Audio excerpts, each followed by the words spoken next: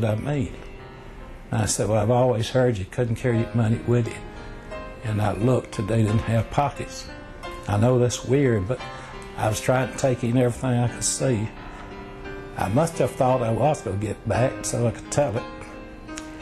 And after I saw them, my next experience was walking down a lane that had colors on both sides, just brilliant colors. I have dabbled in art, and or Rembrandt, either one could not reproduce those colors. They were so bright.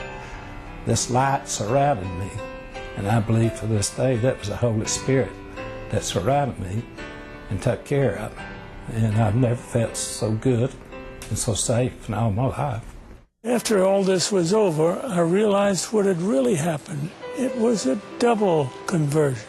Not only had this make-believe prayer converted this atheist on the floor, it had also converted this atheist doctor that it was working on him. That's the only reason I can appear to you here now, to tell you that there is a life after death, and it ain't all good. Most of you viewers out there can tell the difference between simple fainting, clinical death, and biologic death. Charles McCaig, take that case for example, who was on the treadmill. I could tell that he was in clinical death. He had a startled question on his face. He was about to ask the question. He looked dumbfounded at me as he's walking on the treadmill. I noticed his heart had stopped, his breathing had stopped, but he was still walking and talking for a minute or two before no brain to the blood flow to the brain registered, and he dropped dead. He was dead and didn't even know it. I should have told him. But what did he do? As soon as we started the clinical death treatment, CPR, we started the heart up again, started breathing again, he came back. This was a case of clinical death. Now, biologic death would have occurred if 4 to 6 minutes time had intervaled between stoppage of heartbeat supplying the brain and breathing stoppage.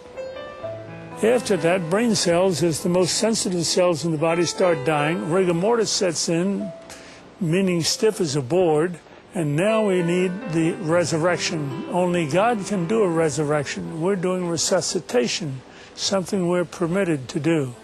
And now we want to introduce to you Howard Storm, an art and literary professor who was in Paris with his class when he suddenly had a stomach rupture, an ulcer rupture, peritonitis, shock, sudden death, clinical death, resuscitation, hell experience.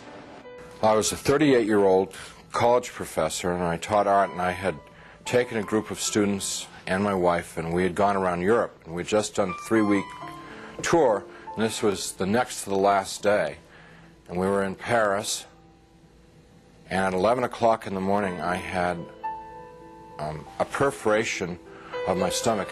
When this happened, the pain was the most acute pain I'd ever experienced in my life, and it just dropped me right down to the ground.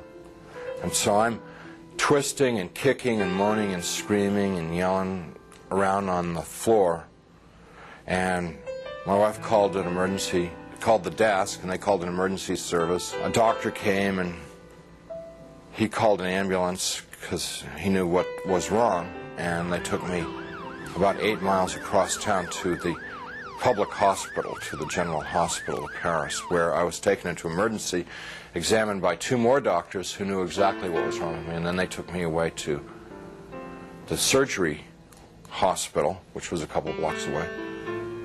And I was parked there because there wasn't any surgeon available to do the surgery. And so there I lay for 8 to 10 hours in that hospital with no medication, no examination, no attention whatsoever, awaiting a surgeon to come to give me this operation that was critical. And it's now 8:30 at night. Nurse came in and said that they were very sorry they weren't able to get a doctor for me, and they'd get one the next day.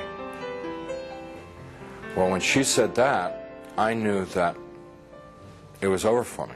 I knew that I was dead. The only thing that was keeping me alive was I didn't want to die. I was scared to death of dying because as far as I knew, I was an atheist, non-believer, person who lived for the gratification they could get out of the moment. And, you know, like, dying to me was like the worst.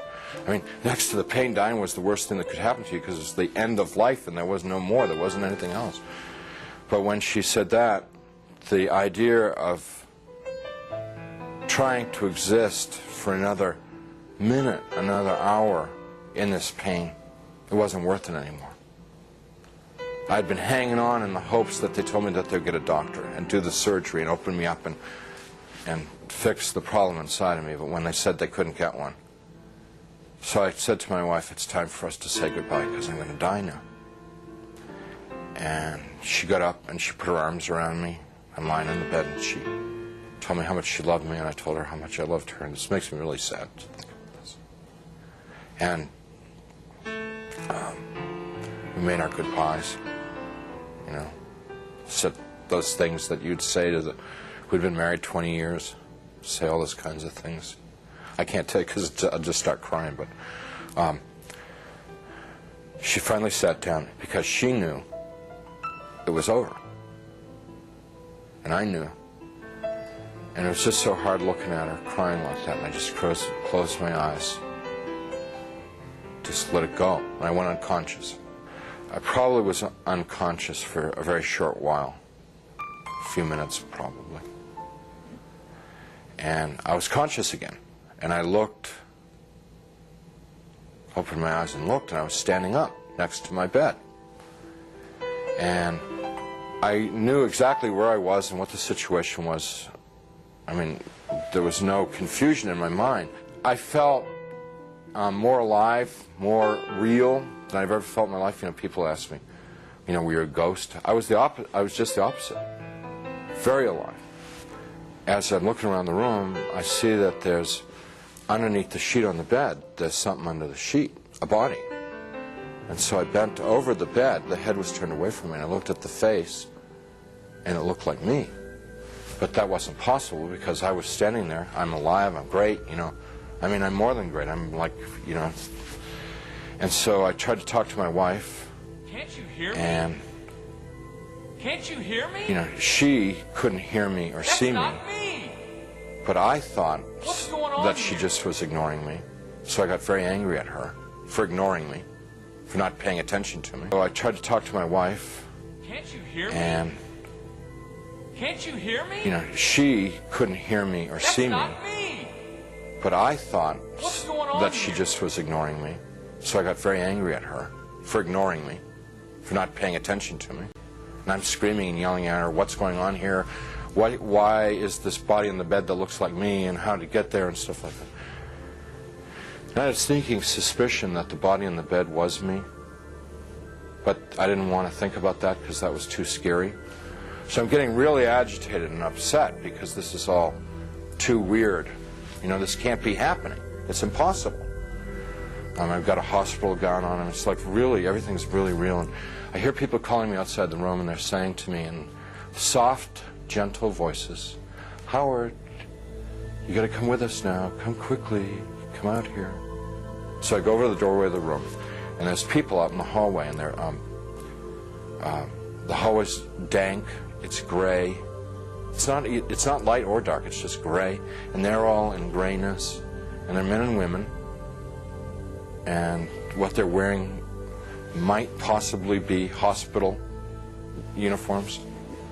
And I asked them if they were from the doctor to take me to the operation. And I told them, I said, I'm really sick and I'm going to have an operation and I'm going to die if I don't get this operation. And I was supposed to have the operation 8 hours ago. And I'm telling them all this stuff. And they're going, well, we know, we understand. You know,